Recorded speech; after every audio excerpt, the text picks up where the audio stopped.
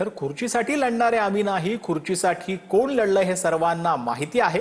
उद्धव ठाकरेंचं नाव न घेता एकनाथ शिंदेंनी टीका केली आहे. तर सोन्याचा चमचा घेऊन जरी जन्म झाला नसला तरी लोकांच्या जीवनात सोन्याचे दिवस आणण्याचा प्रयत्न करीत असल्याचं देखील शिंदेंनी म्हटलंय.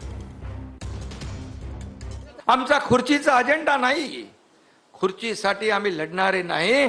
खुर्चीसाठी कोण लढलं, कोण भांडलं आणि कोणी खुर्ची मिळवली चुकीच्या पद्धतीने तुम्हाला माहित आहे.